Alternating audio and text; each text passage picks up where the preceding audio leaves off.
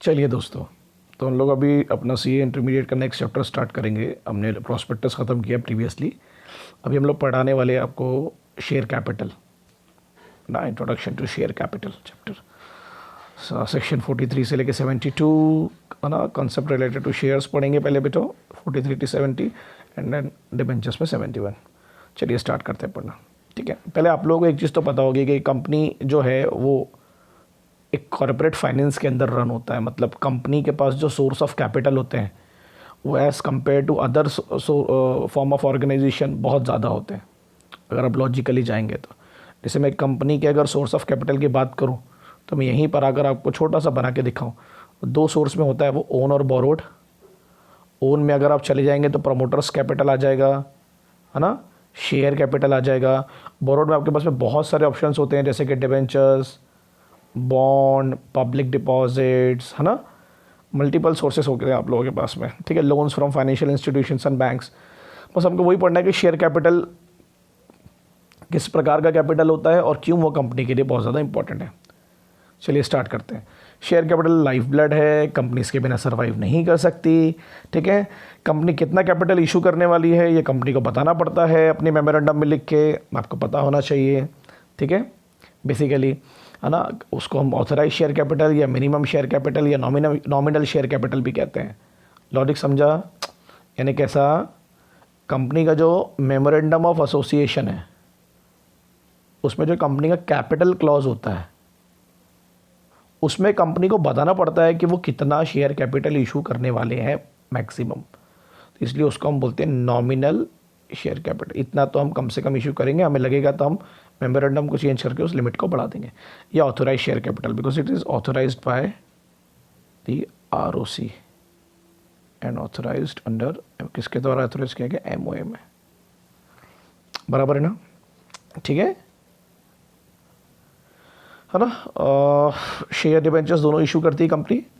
Okay, jointly हम लोग उनको क्या बोलते हैं? जल्दी बोलो बेटा, जॉइंटली हम लोग क्या कहते हैं उसको? सिक्योरिटीज़। सिक्योरिटी की डेफिनेशन मैं आप लोगों को डिटेल में प्रोस्पेक्टस में पढ़ा चुका हूँ। ठीक है, फ़र्क क्या है दोनों में? जो शेयर कैपिटल है वो ओनरशिप शो करता है, जो डिबेंचर कैपिटल है वो ना क्रेडिटरशिप शो करता है, इंटरेस्ट होता है उसका कंपनी के एसेट्स पर। दोनों के जो इंटरेस्ट है उस पर फ़र्क है। शेयर कैपिटल में जो इंटरेस्ट है वो डेफिनेटली फ्लक्चुएटिंग होता है, depend upon the profit, specially in equity share capital. Debentures में जो इंटरेस्ट होता है, फाइनेंशियल इंटरेस्ट, वो फिक्स होता है ना। एक बहुत इंपॉर्टेंट पोर्शन ये है कि देखो एक लाइन लिखी, both this financial instruments are present on the liability side, because company को पे ही करना है ना ये पैसा, है ना। और जो लेंडर है, इन्वेस्टर है, उसके एसेट साइड पर, उसको पैसा मिलने वाला है डिविडेंड और इंटरेस्ट के रूप में। ठीक है बच्चों, तो शेयर कैपिटल को पढ़ना चालू करते हैं। इक्विटी शेयर कैपिटल के दो प्रकार होते हैं, 284 में साफ साफ एक्सप्लेन किया गया है। Share is a share in the share capital of A company includes stock. Stock जो हम लोग बंडल ऑफ शेयर्स को एक स्टॉक में कन्वर्ट कर लेते हैं on the request of the share holder. ठीक है, ज़रूरी भी होता है वो कभी कभी जब आप बल्क में शेयर्स खरीदते हैं। दो प्रकार के इक्विटी शेयर कैपिटल होते हैं मेरे बच्चों। Equity share with voting rights, normal voting rights, that is one man one vote, and equity share with differential voting right. मतलब जब पोलिंग की बारी आती है तो इन लोगों को वोटिंग पावर ज़्यादा मिलता है। ये कौन होता है डिफरेंशियल वोटिंग राइट? इसको छोटा सा समझने की कोशिश करते हैं हम लोग। ठीक है, कंपनी क्या करती है? दो प्रकार के शेयर्स इशू करती है इक्विटी शेयर कैपिटल। एक फॉर एग्जांपल के तौर पर अगर मैं आपको समझाने की कोशिश करूं तो ऑर्डिनरी शेयर्स इशू होते हैं नॉर्मल पब्लिक को। ठीक है, एक होते हैं DVR, differential voting right shares. ये इशू करती है कंपनी, किसको ध्यान देना? फॉर एग्जांपल है प्रमोटर्स, केएमपी, की मैनेजरियल पर्सनल, जैसे डब्ल्यूटीडी, मैनेजिंग डायरेक्टर, मैनेजर, और आपके डायरेक्टर्स को। बराबर है। डिफरेंशियल वोटिंग राइट्स, आप बोलेंगे सर ये होता क्या है? बेसिकली देखो, वोटिंग राइट्स तो सबका वन मैन वन वोट होता है नॉर्मल मीटिंग में, मगर जब मीटिंग में वोटिंग फेल होती है तो पोलिंग में जाते हैं हम लोग। तो पोलिंग में क्या होता है? One share one vote. तो वहाँ पर इनकी जो कंट्रोलिंग है उसको कम करने के लिए इन लोगों को डिफरेंशियल वोटिंग राइट वाले शेयर इशू किए जाते हैं। कैसे? फॉर एग्जाम्पल, जो आम जनता जो शेयर खरीदती है, जो पब्लिक खरीदती है, उसका जो फॉर्मूला है वो सिंपल है। वहाँ पर रेट ऑफ डिविडेंड ज़्यादा होता है as compare to voting rights. Rate of voting rights आपको ये उतने नहीं मिलेंगे, ये ज़्यादा मिलेगा। और जो डिफरेंशियल वोटिंग राइट वाले इशू होते हैं प्रमोटर्स को, वहाँ पर भले रेट ऑफ डिविडेंड कम हो, उनको डिविडेंड वैसे भी ज़्यादा चाहिए नहीं, वरना, मगर उनके जो वोटिंग राइट्स है वो ज़्यादा होते हैं। जैसे फॉर एग्जांपल जो ऑर्डनरी शेयर होल्डर्स है उसको उन्होंने बोल दिया कि भाई एग्जांपल के तौर पर आपको 5 शेयर पे 1 वोट मिलेगा पोलिंग में, और इनको बोल दिया आपको 5 शेयर पे 5। सिंपल है। तो जब डिसीज़न लेने की बारी आएगी तो डेफिनेटली जो इनका पल्ला है ना, वो भारी रहेगा। इसके पीछे रीज़न क्या है, ऐसा क्यों करती है? देखो सिंपल रीज़न है, बहुत सरल भाषा में लिखा, to control the management of the company. कि जब भी कंट्रोलिंग की बारी आए है ना, तो भैया जो कंट्रोल है वो हमेशा किसके पास में होना चाहिए? कंपनी के पास में। इसलिए डीवीआर इशू किए जाते हैं। मगर अब कितने इशू किए जाते हैं, क्योंकि पूरे अगर ये इशू कर दोगे तो और बाकियों को शेयर क्यों इशू कर रहे हो तुम? बाकियों को मत करो ना, ज़रूरत ही नहीं तुम लोगों को बाकियों के इशू करने की। ठीक है, तो अब आ जाते हैं आगे। शेयर कैपिटल के टाइप्स हैं, फिर प्रेफरेंस शेयर कैपिटल भी है बच्चों, जो डेफिनेटली उसके भी अपने प्रेफरेंशियल राइट्स होते हैं। मैं आप लोगों को 12th में भी पढ़ा चुका हूँ, फाउंडेशन में भी पढ़ा चुका हूँ। सिंपल थॉट है, प्रेफरेंस शेयर कैपिटल 2 जगह पर प्रेफर किया जाता है। एक उसको डिविडेंड पहले मिलता है इक्विटी शेयर के पहले, चाहे फिक्स डिविडेंड हो या वैल्यू के हिसाब से, जो जितने शेयर खरीदेगा उसके हिसाब से, ऐड वैल्यू मतलब वैल्यू के हिसाब से। और जब कंपनी वाइंड अप होती है तो एसेट्स में से जो वाइंड अप का लिक्विडेशन का पैसा है वो भी पहले इसी को मिलेगा, इसलिए उसका नाम ही प्रेफरेंशियल है ना। हम इसको सेफ कैपिटल भी कह सकते हैं, बिकॉज डिविडेंड हमेशा क्या रहता है? फिक्स। ठीक है, और नाम भी लिखा है, shares which are not preference shares are termed as equity shares. इनके वोटिंग और वोटिंग राइट्स डेफिनेटली नहीं होते, किसके? प्रेफरेंस के। इनके वोटिंग राइट्स तब यूज़ होंगे जब कंपनी इनके रेट ऑफ डिविडेंड को इनसे बिना पूछे रिड्यूस कर दे, तब ये अपने वोटिंग राइट्स का उपयोग करते हैं अपनी मीटिंग में। ये आपको याद रखना है, ठीक है। नॉर्मली इनके कोई नॉर्मल वोटिंग राइट्स नहीं होते। क्लियर? चलो ग्रेट, बहुत बढ़िया। नेक्स्ट हम लोग आ जाते हैं। देखो यहाँ लिखा है डीवीआर के बारे में, जो मैंने आपको बताया डिफरेंशियल वोटिंग राइट कौन कौन सी कंपनी ने इशू किया और क्यों किया जाता है, मैंने आप लोग को बता दिया था। ठीक है, लोअर वैल्यूज़ होती हैं मगर इनके वोटिंग राइट्स ज़्यादा होते हैं। ओके, बराबर है। क्यों इशू किया जाता है समझ में आ गया बच्चों मेरे को, है ना? आप लोगों को डेफिनेटली समझ में आ गया होगा। ओके, और शेयर कैपिटल कौन सी कंपनियाँ इशू करती हैं? चलिए बताओ। Limited by shares, limited by shares है ना, हैविंग शेयर कैपिटल। ओके, कौन सी 2 कंडीशन में प्रेफरेंस शेयर पहले प्रेफर किया गया है? डिविडेंड, बराबर है। फिक्स अमाउंट पे मिलता है और अमाउंट कैलकुलेटेड है फिक्स रेट, है ना। या तो एक फिक्स अमाउंट मिलेगा, जैसे फॉर एग्जाम्पल आपको तय है कि 1000 रुपये मिलेंगे तो तय रहेगा, या कैलकुलेटेड है फिक्स रेट। रेट और अमाउंट में फ़र्क है, भूलना मत। रेट मतलब परसेंटेज में, जैसे 10%। अब आपको 10% हो सकता है, वो 10% 1000 से ज़्यादा हो या 1000 से कम हो। क्लियर है? तो अब आपको रेट के हिसाब से मिलेगा कि फिक्स, वो आपकी पहले से एग्रीमेंट में डिसाइडेड रहेगा बीच में भी, है ना। क्लियर है? क्योंकि हो सकता है ये 10% का जो रेट है वो 1000 से ज़्यादा भी हो सकता है, 1000 से कम भी हो सकता है। ये आपको याद रखना है, फिक्स अमाउंट या फिक्स रेट। ओके, फिर लिखा है free from subject to income tax. Income tax तो लगता नहीं है इस पर, है ना। फ्री ऑफ और सब्जेक्ट टू इनकम टैक्स। ठीक है, repayment in case of wind up, company wind up के टाइम पर इनको पहले प्रेफर करेगी। ठीक है, इनको पेड अप करना ही पड़ेगा, आपको देना ही पड़ेगा। और जो भी फिक्स प्रीमियम आप देने वाले थे इनको, वो आपको पे करना ही पड़ेगा, जो आर्टिकल में और मेमोरेंडम में हमने स्पेसिफाइड करके रखा है। उसके बिना काम चलेगा नहीं, है ना। ओके, क्लियर है? आपको देना ही पड़ेगा इनको, जो भी प्रीमियम अमाउंट इनको मिलने वाला है वाइंड अप के टाइम पर। ठीक है, यू हैव टू पेड। और जो भी प्रीमियम अमाउंट होगा, प्रीमियम अमाउंट समझता है ना बच्चा आप लोगों को, जैसे आपने 1000 रुपये की प्रेफरेंस शेयर खरीदे, तो अगर वाइंड अप के टाइम पर उसकी कीमत फॉर एग्जांपल, जैसे तो ये फिक्स वैल्यू रहती है, बट एग्जांपल बहुत सालों बाद अगर वाइंड अप हो रही तो उसकी कीमत अगर एक शेयर की मान लेते हैं 1050 है, हो गई उस वक्त वाइंड अप के टाइम पर, तो ये जो 50 रुपये ये प्रीमियम अमाउंट पे आपको आ सकता है, आपको सॉरी दिया जा सकता है। ठीक है, चलो ग्रेट। ठीक है, समझ में आ गया आप लोगों? इनके कोई राइट है क्या? नहीं, इनके कोई राइट नहीं है ना। सिर्फ इनके राइट तभी यूज़ होते हैं जब डेफिनेटली इनके वोटिंग राइट्स को, यानी इनके डिविडेंड राइट्स को इनसे बिना पूछे कर कम कर दिया जाएगा। समझ में आया? क्या बोला?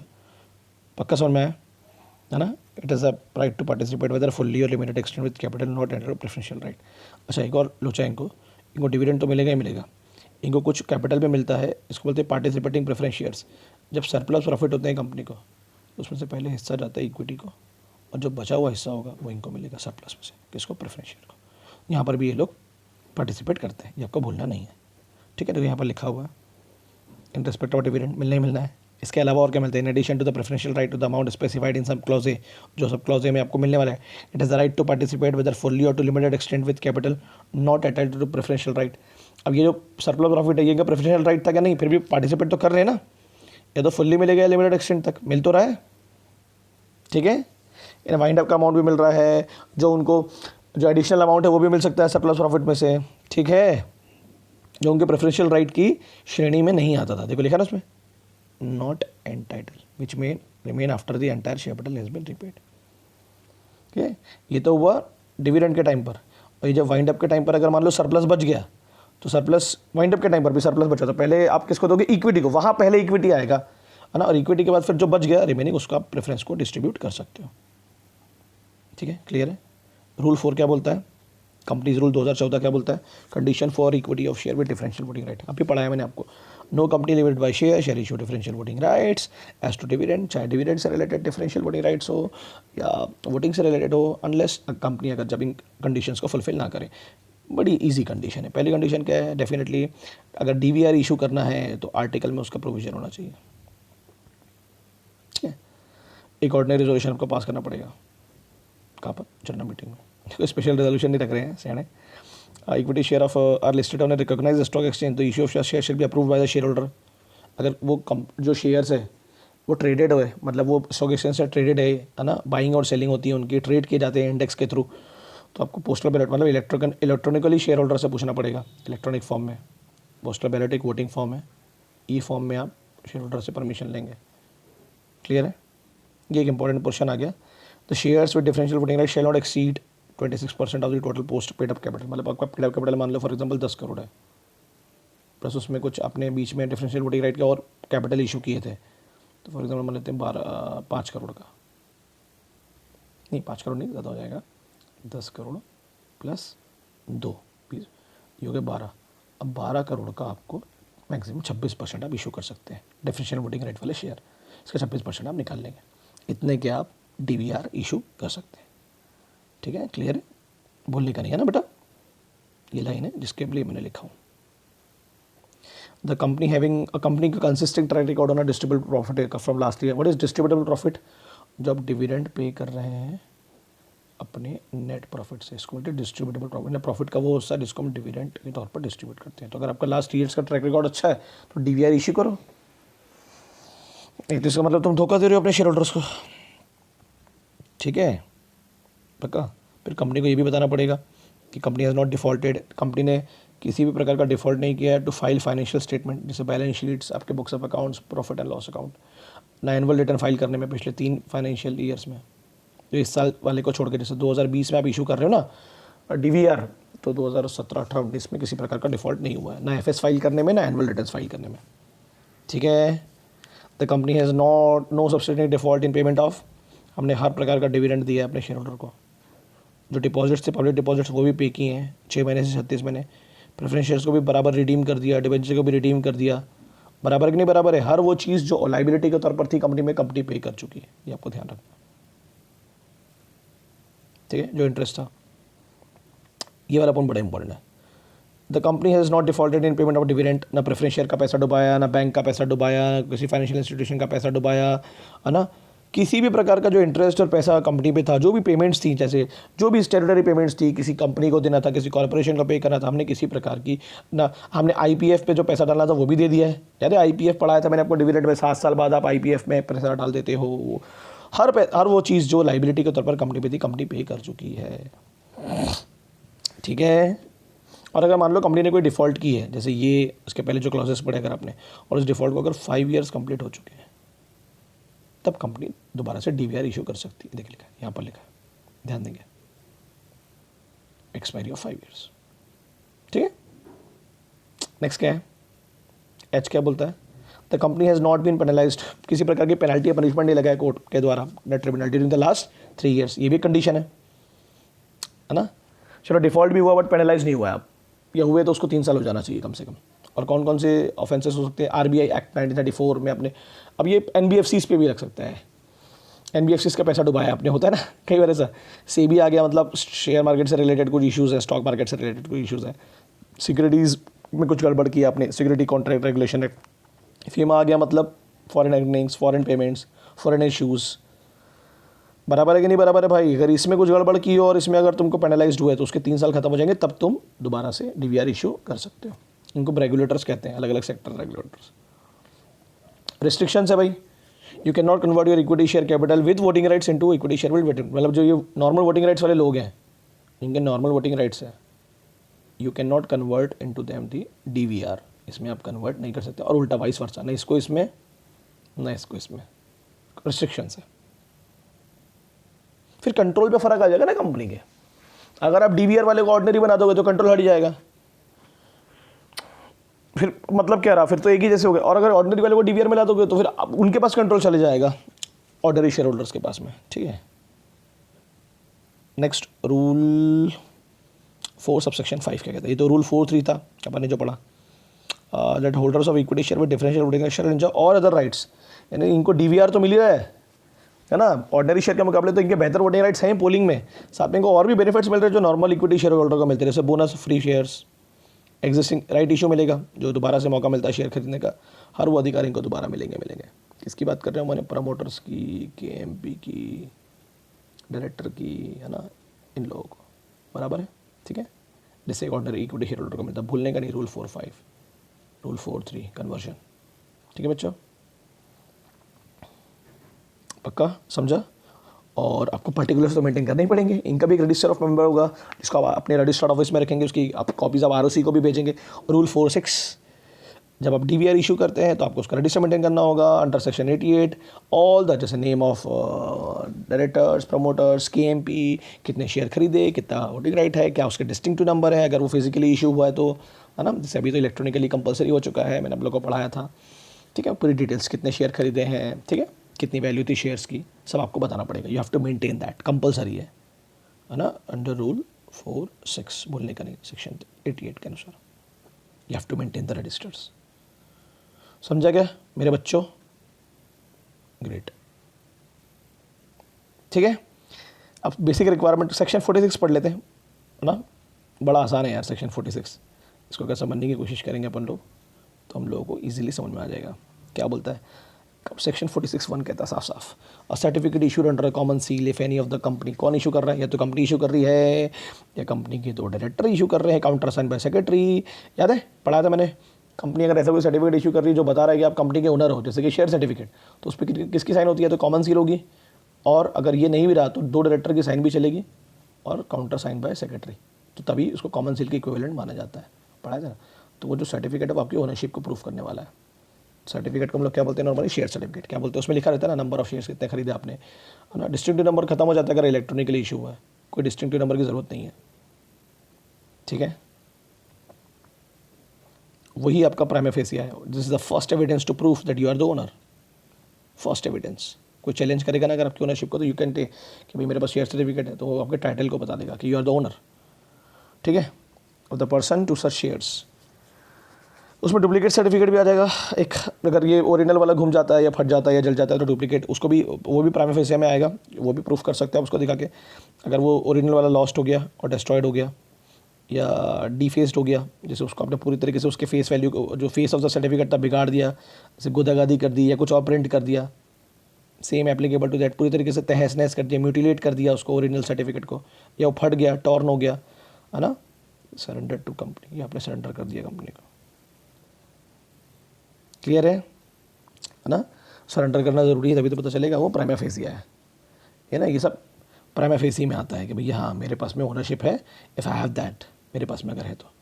ओरिजिनल गया तो रीज़न बताने पड़ेंगे, फिर डुप्लीकेट मिलेगा, डुप्लीकेट क्यों मिलेगा तो आपको रीज़न बताने पड़ेंगे, ए और बी दो, है ना। लॉस्ट और डिस्ट्रॉयड, किसी ने उसका फेस बिगाड़ दिया, तहस नहस कर दिया, उस पर कुछ और प्रिंट कर दिया, वो फट गया, है ना, ये आपको कंपनी को बताना पड़ेगा और सरेंडर करना पड़ेगा, तभी तो डुप्लीकेट मिलेगा। देखो इसमें तो सरेंडर नहीं कर सकते आप, इसमें तो कर सकते हो, ठीक है, नीचे वाले में, ओके ओके, क्लियर है। फिर notwithstanding anything content in the article of the company, the manner of issue of certificate of share or duplicate, the form of certificate, the particular, उसके भी तो पर्टिकुलर लिखने पड़ेंगे, register member में आपको लिखना ही पड़ेगा कि भाई डुप्लीकेट सर्टिफिकेट किसको इशू हुआ है, कौन था, कितने शेयर खरीद के रखा था कंपनी के, किस तरीके से घुमा, व्हाट आर द रीजंस, तो ये तब होगा जब फिजिकली शेयर सर्टिफिकेट इशू होगा। कैसे? फिजिकली, डिस्टिंक्टिव नंबर के साथ। पूछ सकता है आपको ये क्वेश्चन। और अगर आप इलेक्ट्रॉनिकली इशू कर रहे हो, किसके थ्रू? डिपॉजिटरी के थ्रू, NSDL, CDSL, याद आया? डिपॉजिटरी के थ्रू अगर इशू कर रहे हो, डीमैट फॉर्म में, है ना, लिखा ना यहाँ पर, डीमैट फॉर्म में, डिपॉजिटरी फॉर्म में इशू कर रहे हो, 1996 एक्ट याद होगा आप लोगों को। सो डिपॉजिटरी के पास अगर आपका रिकॉर्ड है तो वही प्राइमा फेसिया हो गया। उन्होंने रिकॉर्ड मेंटेन किया, मतलब मेरे पास में ओनरशिप है। और जो इन्वेस्टर होता है उसको डिपॉजिटरी फॉर्म में हम लोग क्या कहते हैं? Beneficial owner. जो इन्वेस्टर होता है, शेयर होल्डर, क्या कहते हैं? Beneficial owner. इसके रिकॉर्ड कौन मेंटेन करता है? DP, डिपॉजिटरी पार्टिसिपेंट, यानी बैंक्स जहां हम अपना डीमैट अकाउंट खोलते हैं। और ये डिपॉजिटरी पार्टिसिपेंट किससे जुड़े हैं? डिपॉजिटरी से, जो बड़ी बड़ी 2 इंस्टीट्यूशन के नाम मैंने आपको बताया अभी। ठीक है ना? If a company with intent to default, अगर कंपनी का इंटेंशन है to defraud, issue duplicate certificate of shares, company defraud करने के लिए डुप्लीकेट सर्टिफिकेट इशू कर रही है, तो कंपनी को फाइन लगेगा। कितना फाइन लगेगा? 5 टाइम्स कम से कम face value of the shares involve. जो भी शेयर्स की वैल्यू होगी उस वक्त, जो भी, जैसे 1 लाख के शेयर है मेरे, तो उसका 5 गुना कर लो आप, अगर आपने डुप्लीकेट सर्टिफिकेट जानबूझ के इशू किया तो। और 10 टाइम्स भी हो सकता है वो फेस वैल्यू ऑफ शेयर, और 10 crore, which ever is higher. बाप रे, ठीक है, विच एवर इज हाइयर, यानी 10 करोड़ लग सकते हैं भी आपको। जैसे मतलब आपने 1 लाख के शेयर इशू किए, 1 लाख का 10%, ठीक है, विच एवर इज हाइयर, मतलब 10 करोड़ वाले चांसेस ज़्यादा है आपको पैसे पे करने के। ठीक है, मे बी कंपनी को अगर लगा कि इन्वॉल्वमेंट बहुत ज़्यादा हो चुका है ना, बहुत ज़्यादा फ्रॉड है, बहुत अमाउंट बहुत ज़्यादा है, तो फिर फाइन एक्सटेंड कर सकती है कंपनी। और ऑफिसर को तो लगेगा ही लगेगा। ठीक है, and every officer of the company is also. Officer पे कौन सी लाइबिलिटी आती है? क्रिमिनल, सिविल दोनों, और कंपनी में सिर्फ सिविल। ठीक है बच्चों, पक्का समझ में आया आप लोगों को? फिजिकली जब इशू होते हैं तो कौन कौन से पर्टिकुलर्स होते हैं, अब भी बताया यार मैंने। डिस्टिंक्टिव नंबर, जैसे फॉर एग्जांपल मैंने 100 शेयर खरीदा तो मुझे एक नंबरिंग मिलती है उसकी। जैसे फॉर एग्जांपल 1001 से नंबरिंग होती है ना, तो समझ लो 1100 की डिस्टिंक्टिव नंबर हो गए। इतने नंबर के शेयर तौसीफ अहमद के पास में, वो पर्टिकुलर्स हो जाएंगे। फिर मैं बेचूंगा तो वो नंबरिंग पे भी फ़र्क आता है। ठीक है, इलेक्ट्रॉनिकली फॉर्म में डिस्टिंक्टिव नंबर नहीं होता। ठीक है, अब जब आप डुप्लीकेट सर्टिफिकेट इशू करते हैं तो आपको कुछ कंप्लायंसेस और इन्वेस्टिगेशन तो करनी पड़ेगी ना। फटा, जला, क्यों घूमा, बताना तो पड़ेगा, कंपनी को पता करना पड़ेगा। क्लियर है कि नहीं क्लियर है? समझ में आया? तो अगर क्वेश्चन आया कि डिपॉजिटरी मोड में क्या प्राइमा फेसी है, तो बोले डिपॉजिटरी ने रिकॉर्ड्स ही मेंटेन कर लिया, वही मेरे लिए प्राइमा फेसी है कि मैं उस शेयर्स का ओनर हूँ। क्लियर है? डिपॉजिटरी कौन, अभी बताया मैंने आप लोगों को, NSDL, CDSL, जो कंपनी के बिहाफ में शेयर्स को डीमैट फॉर्म में इशू करता है। और हम लोग किसके पास डीमैट अकाउंट खोलते हैं? DP के पास में। ठीक है, भूलने का नहीं। नाउअडेज कंपलसरी है हर इंस्टीट्यूशन को, कंपनी को, कि अपनी सिक्योरिटी को डीमैट फॉर्म में इशू करें। आजकल तो जो लोन्स और मॉर्गेज में है वो भी डीमैट फॉर्म में ही इशू हो रहे हैं। ठीक है, भूलने का नहीं है। कौन से फॉर्म में इशू हो रहे हैं? डीमैट फॉर्म में। डीमैट समझते हैं आपको? डीमेटलाइजेशन, इलेक्ट्रॉनिक फॉर्म। बच्चों बराबर क्लियर है? समझ में आ रहा है क्या बोल रहा हूँ? 2 डिपॉजिटरीज है, अभी बताया मैंने आप लोगों को। कौन कौन सी 2 डिपॉजिटरीज है? NSDL, CDSL, national security depository limited, है ना, सेंट्रल डिपॉजिटरी सिक्योरिटी लिमिटेड। उनके साथ बहुत सारे DP जुड़े हैं, अभी बताया मैंने आपको। कमर्शियल बैंक्स, फाइनेंशियल इंस्टीट्यूशन, जहाँ हम लोग अपना अकाउंट खोलते हैं, डीमैट अकाउंट, और हम लोग कहलाते हैं बेनिफिशियल ओनर, हमारा बेनिफिशियल इंटरेस्ट होता है। ठीक है, हमारे अकाउंट कौन मेंटेन करता है? DP किससे जुड़ा है? डिपॉजिटरी। डिपॉजिटरी किसके लिए काम कर रहा है? कंपनी। तो एक हायरार्ची बनती है, भूलने का नहीं है। कंपनी, डिपॉजिटरी, बहुत सारे DP इनसे, और उनसे जुड़े हमने अपना अकाउंट खोला। ठीक है बच्चों? ठीक है, पूरी इन्फॉर्मेशन रहती है DP के पास में, क्योंकि डीमैट अकाउंट है। अब वो देखते बैठेगा तो वो पूरी इन्फॉर्मेशन रखेगा कि मैं शेयर किसको ट्रांसफ़र कर रहा हूँ, मेरे मरने के बाद या मेरे इंसॉल्वेंट होने के बाद किसके पास जाएंगे, अगर मैंने कोई डिबेंचर या बॉन्ड खरीदा तो कौन सी एसेट्स मेरे नाम पर गिरवी रखी गई है, चार्ज क्रिएशन, ये सब फॉर्मेलिटीज़ कौन करके देता है हमको? DP करके देता है हमारे लिए। ठीक है, ओके। अब इसमें एक पैराग्राफ लेगा बड़ा शानदार, जो मुझे बड़ा पसंद है। Intelligent reader would observe the share certificate issued by company in a way compare to currency note. हम लोगों को जब करेंसी नोट मिलता है तो हम लोग देखते हैं ना, अच्छा ये असली कैसे है, अच्छा वो गवर्नर की साइन है, अच्छा वो बीच में चिप्स है लगे हैं, है ना। अब वैसे आप शेयर सर्टिफिकेट इशू हो रहा है तो आप देखो ना कि उसमें क्या ऐसी चीज़ें होंगी जो आपको बता सके कि वो ओरिजिनल है। तो इंपॉर्टेंट होता है जानने के लिए। कोई नोट मिलता है तो हम ऑब्जर्व करते हैं ना, उसको छू के, उसको खींच के, उसकी कुछ इंपॉर्टेंट चीज़ों को देख के, जिससे तय होता है कि वो ओरिजिनल नोट है। ठीक है, और जो भी गलत करेगा जानबूझ के, अगर डुप्लीकेट सर्टिफिकेट इशू करती है कंपनी, तो फाइन होगा, जो मैंने आपको पढ़ाया अभी ऊपर, 5 टाइम्स, और अगर एक्सटेंड करना है तो 10 टाइम्स, और हाइयर बोल रहा है, लोअर नहीं बोल रहा, 10 करोड़ तक। और क्लियर है, पक्का समझा? चलो ग्रेट, ये फर्स्ट पोर्शन आपका बेसिक खत्म हुआ है। क्या क्या क्वेश्चन आ सकते हैं इस पे, तो अपन एक वो भी ज़रूरी है कि भाई कितना फाइन होगा अगर डुप्लीकेट इशू करोगे, तो ये इस पे क्वेश्चन आ सकता है अपने को। डुप्लीकेट सर्टिफिकेट जब घूमता है तो क्या क्या दिखाना पड़ेगा आपको एज ए शेयर होल्डर के, कैसे घुमा, तो ये रीजंस है, भूलने का नहीं है ना। पूरा फेस बिगाड़ देने का, उसको ख़राब कर देने का, डीफेस्ड, पूरी डीफेस तो समझ में होगा, जो उसका चेहरा है, फेस वैल्यू है उसके समझ सकते हैं, क्या फेस ऑफ सर्टिफिकेट है, वही पूरा ख़राब कर दिया। समझ में नहीं आ रहा कि वो ओरिजिनल सर्टिफिकेट है कि नहीं है, ठीक है, फाड़ देना उसको, इस पर क्वेश्चन आ सकता है। फिर कंपनी के डिफ़ॉल्टिंग पे क्वेश्चन आ सकता है, जब ने भी पढ़े डिविडेंड के टाइम पर, इंटरेस्ट नहीं पे करने के टाइम पर। डीवीआर पे क्वेश्चन पूछ सकता है, कितना इशू कर सकते हैं, कौन कौन सी कंडीशन फुलफिल करनी पड़ेगी आपको, ये कंडीशन आपको भूलना नहीं है। पोस्टल बैलेट 26%, लास्ट ईयर्स के प्रॉफिट दिखाना पड़ेगा, हमने कोई डिफ़ॉल्ट नहीं किया फाइनेंशियल स्टेटमेंट में, एनुअल रिटर्न फाइल करने में, है ना। और जो पेनल्टी लगी, तो पेनल्टी को 5 साल हो चुके हैं, पढ़ेंगे नहीं पढ़े अपन ने भी, ये सब अपने को पढ़ना है भाई अच्छे से, इस पर क्वेश्चन आ सकता है अपने को, है ना। ठीक है, ये तो इजी पोर्शन है जो मैंने आपको पढ़ाया अभी। ओके बच्चों, डीवीआर किसको इशू करते हैं यहाँ से ध्यान देना, जो मैंने आपको बताया अभी, और क्यों इशू करते हैं। चलो बाय, नेक्स्ट हम लोग का जो टॉपिक रहेगा वो इंपॉर्टेंट है, ध्यान से पढ़ना है अपने को आगे, ठीक है। Okay bye, tata. अच्छे से पढ़ना, इंपॉर्टेंट चैप्टर है, बड़े क्वेश्चन आते हैं इसमें से, कोई डाउट हो तो मेरे से पूछो।